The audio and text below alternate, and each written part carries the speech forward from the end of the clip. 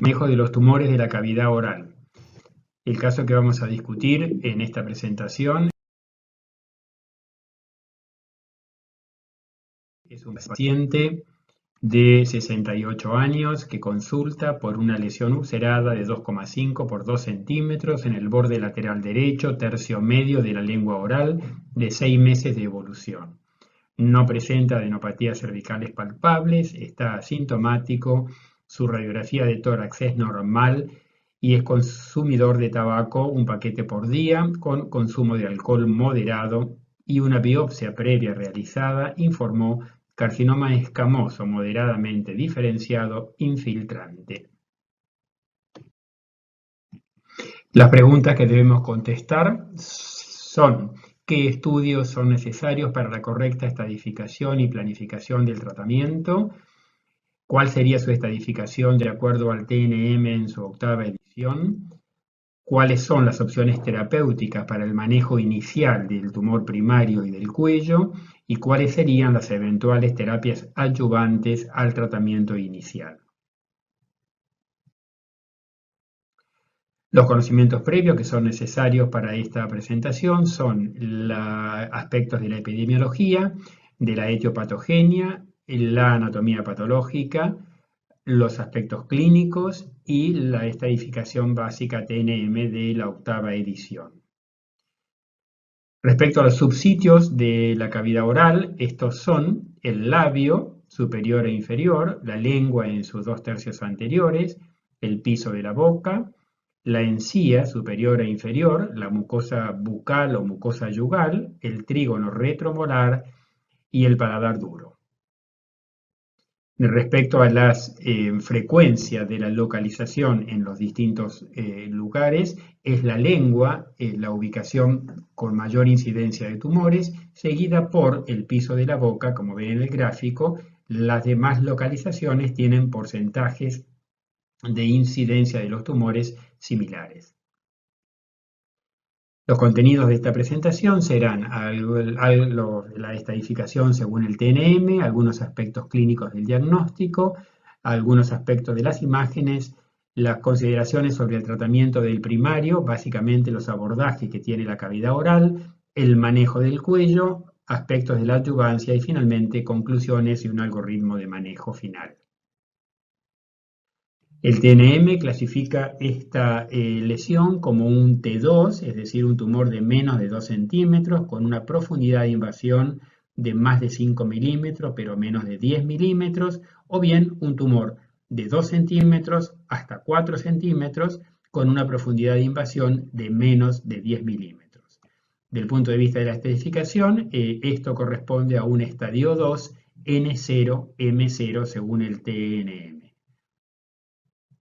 El espesor es un aspecto histológico muy importante de la lesión por su impacto que tiene en el pronóstico y en la posibilidad de incidencia, la posibilidad de metástasis ganglionares. Ustedes ven en el esquema que a medida que aumenta el espesor y la profundidad de la lesión, aumenta la posibilidad de enfermedad ganglionar metastásica y disminuye, por cierto, la sobrevida, como ven en la columna de la derecha. Algunos aspectos clínicos de relevancia, hay que saber que los tumores que se presentan de manera vegetante con bordes más netos tienen siempre mayor probabilidad de obtener márgenes limpios al momento de la resección y eso significará un mejor pronóstico. A diferencia de aquellos tumores que se presentan ulcerados de crecimiento endofítico con bordes irregulares y difusos, donde el riesgo de la resección completa es más improbable y, por cierto, van a tener peor pronóstico alejado. La relación con el hueso también es un aspecto sumamente importante porque la proximidad con el hueso o la invasión del mismo impactan en el tipo de resección y generalmente hacen que el procedimiento tenga mayor complejidad, como pueden ver en este caso, que requiere una resección marginal de la mandíbula. Las imágenes son muy importantes como a los fines de planificar adecuadamente el tipo de resección. La ecografía nos va a informar, nos va a permitir evaluar el cuello e informarnos la posibilidad o la evidencia de que haya adenopatías ecográficamente sospechosas que hacen pensar en enfermedad metastásica, aunque no sea todavía palpable. La tomografía computada con contraste, que habitualmente informa o evidencia el compromiso óseo que puedan tener estas lesiones, y la resonancia con gadolinio, que nos informa el compromiso, la extensión de la invasión tumoral en los tejidos blandos del área o de la zona. El tratamiento del primario tiene algunos principios básicos generales. Lo primero que hay que señalar es que la modalidad de tratamiento va a depender fundamentalmente del sitio, de la histología de la lesión y del estadio tumoral, y que en general se prefiere una modalidad única de tratamiento sobre otra modalidad que incluya la combinación de dos tipos de tratamiento, especialmente cuando la sobrevida va a ser similar en ambos casos. Es así como los estadios 1 y 2, preferentemente uno debe indicarle cirugía, a diferencia de los estadios más avanzados, estadios 3 y 4, donde en general el tratamiento en esos casos va a ser combinado, por ejemplo, cirugía seguida de radioterapia, o bien cuando uno decide no operar, la combinación de quimio-radioterapia. El tratamiento del primario debe combinar factores del tumor, que son básicamente el sitio, el tamaño, su proximidad al hueso, el estado ganglionar del cuello, la histología y la profundidad de invasión. Deben combinarse con factores propios del paciente, que son la edad, las comorbilidades que pueda presentar, su profesión, sus valores y preferencias y obviamente la aceptación y capacidad para cumplir con el tratamiento recomendado. Estos dos factores deben combinarse con los factores médicos propiamente dichos que tienen que ver con el equipo tratante y la disponibilidad de un cirujano especializado, o sea, un cirujano de cabeza y cuello, la disponibilidad de radioterapia de buena calidad, junto con oncólogos clínicos, profesionales de la rehabilitación, la posibilidad de rehabilitación odontológica y el soporte que eventualmente ofrece una institución para casos de complejidad mayor como pueden ser el que estamos presentando. Desde el punto de vista del primario, hay algunos aspectos quirúrgicos que nos vamos a referir, que son fundamentalmente el abordaje de la cavidad oral y el tema de los márgenes a obtener al momento de la resección. Luego el estado del cuello, que el cuello será un cuello negativo desde el punto de vista de la posibilidad de enfermedad ganglionar o bien un cuello positivo, y después algunas consideraciones sobre la reconstrucción. El abordaje quirúrgico va a depender fundamentalmente, ya fue mencionado, del tamaño tumoral, el sitio, la localización de la lesión. No es lo mismo lesiones bien anteriores que aquellas que se ubican en más posterior dentro de la cavidad oral, la proximidad del tumor a la mandíbula o al maxilar superior, la necesidad o no de agregar simultáneamente una linfadenectomía y la necesidad o no de una reconstrucción de mayor complejidad. Las vías de abordaje de la cavidad oral son las que se listan en este diapositivo. La cavidad oral se puede abordar por vía solamente endoral, por mandibulotomía, aquello que conocemos como mandibular swing, por sus palabras en inglés, que significa la sección de la mandíbula en la línea media y llevar la mandíbula y los tejidos blandos hacia afuera, el colgajo de mejilla inferior, el colgajo en visera y el colgajo de mejilla superior. Vamos a mostrarlos en esquemas y el objetivo principal de estos abordajes en realidad es que el cirujano pueda obtener buen campo para lograr una resección con márgenes suficientes desde el punto de vista tumoral. Los márgenes de la resección son sin duda muy importantes,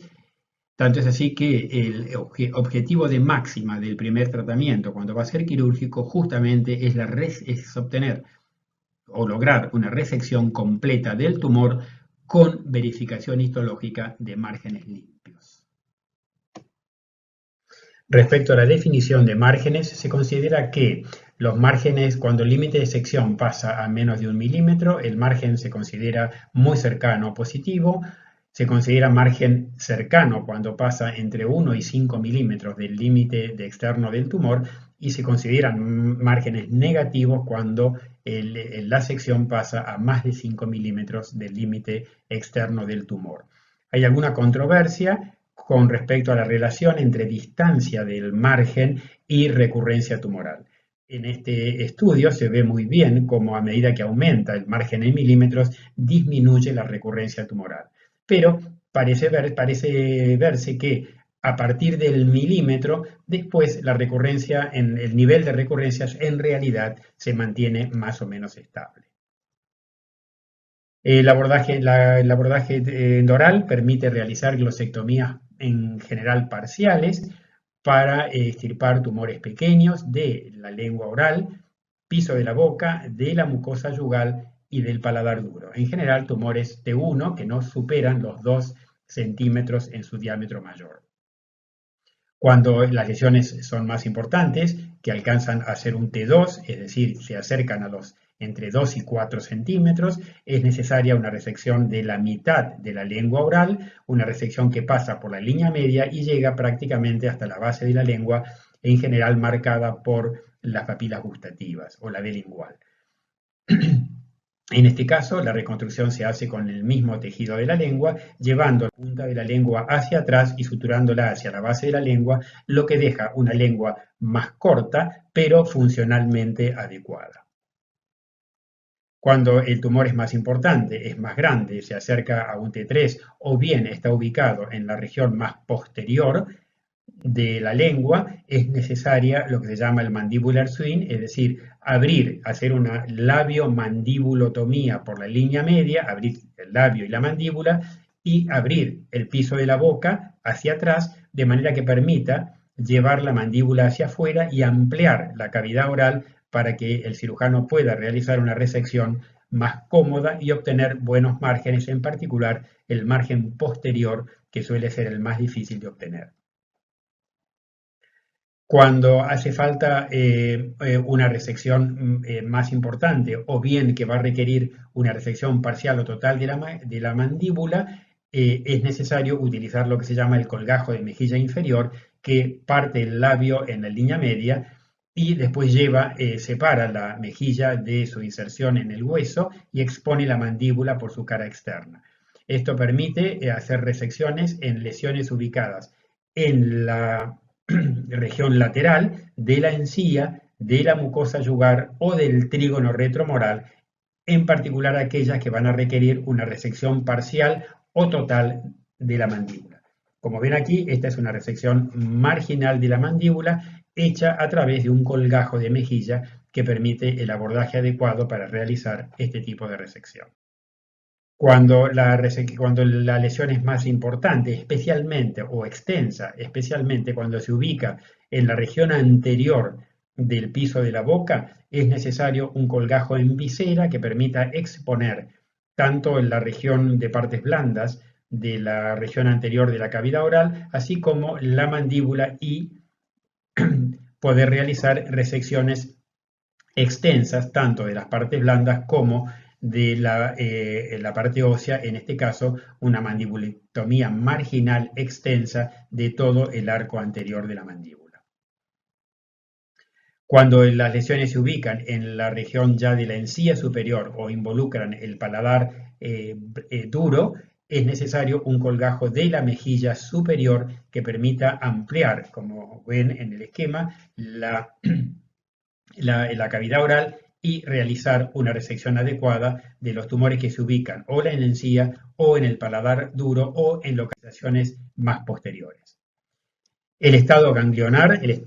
la posibilidad de que existan o no metástasis ganglionares, impacta directamente sobre la sobrevida de estas lesiones. El tener ganglios positivos, uno debe pensar que el pronóstico de la lesión va a disminuir significativamente, a veces hasta el 50%. Por eso que el estado de los ganglios cervicales es el factor pronóstico más importante en este tipo de tumores. Y esto está reflejado muy bien en la estadificación por TNM, donde un N1, es decir, un ganglio histológicamente comprometido, corresponde a un estadio 3. Y como ven en este esquema del grupo del Memorial de Nueva York, del Memorial Sloan Kettering, en donde la sobrevida tumoral a 60 meses, es decir, a 5 años, disminuye significativamente en el grupo de tumores con ganglios positivos, como ven en el esquema. Del punto de vista de la ubicación de los ganglios, todos conocen los que son los distintos niveles de localización ganglionar, que son los que se pueden esquematizar en esta figura, que son el nivel 1, que corresponde a los niveles submentoniano y a los ganglios ubicados en la región submentoniana y submaxilar, el nivel carotidio alto o 2A. El 2A es el carotidio alto por adelante del nervio espinal y el 2B, el carotidio alto ubicado por detrás del nervio espinal, el carotidio medio o nivel 3, el carotidio bajo o nivel 4 y finalmente el supraclavicular, que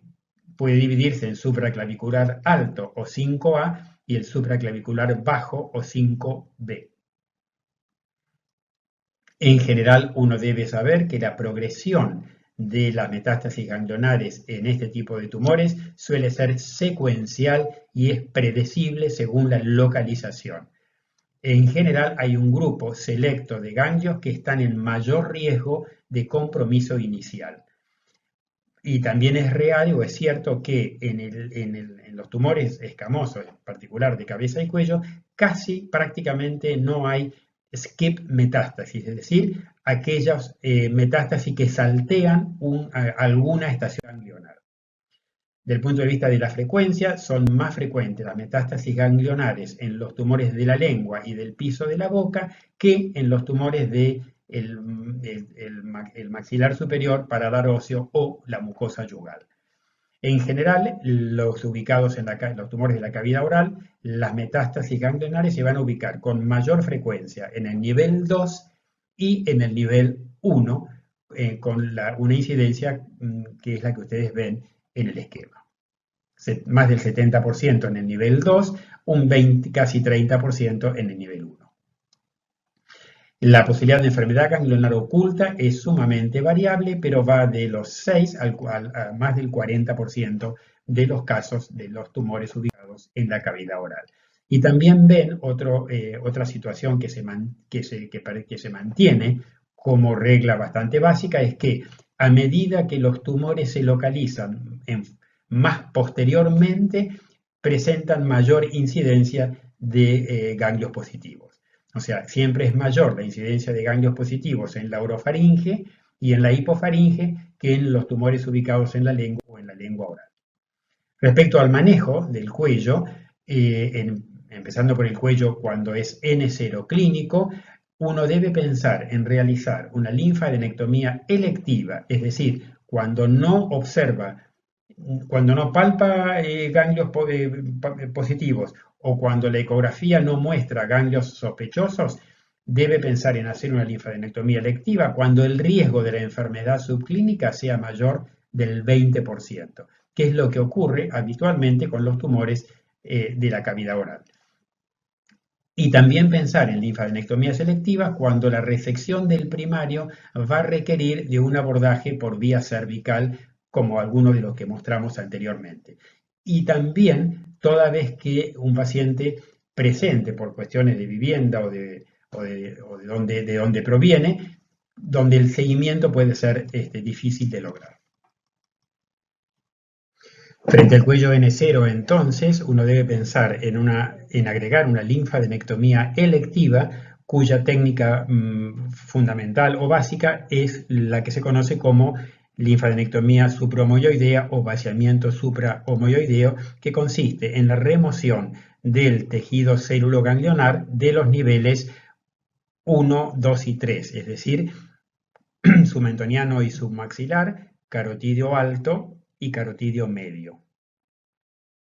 Cuando un tumor de la cavidad oral presenta ganglios clínicamente palpables o ecográficamente sospechosos, uno debe agregar a la resección del primario una linfadenectomía cervical comprensiva de los niveles 1 a 5, a lo que seguramente se agregará después un tratamiento adyuvante, como veremos en las próximas diapositivas.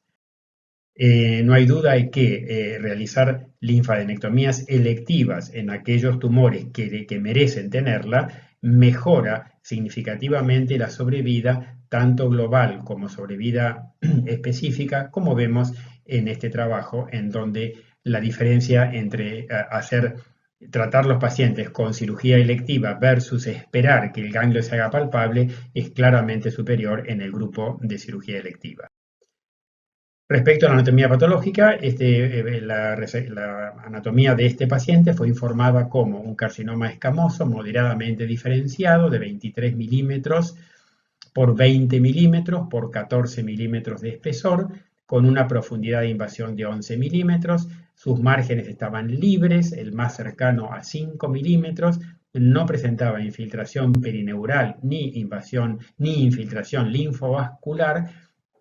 Y en la linfadenectomía supraomoioidea que se agregó a la resección del primario, presentó 2 ganglios positivos de 15 ganglios resecados que estaban ubicados en el nivel 2 con un depósito de 6 milímetros en un ganglio de 21 milímetros, pero con extensión extraganglionar de 1 milímetro. Por estos resultados, este caso se estadificó con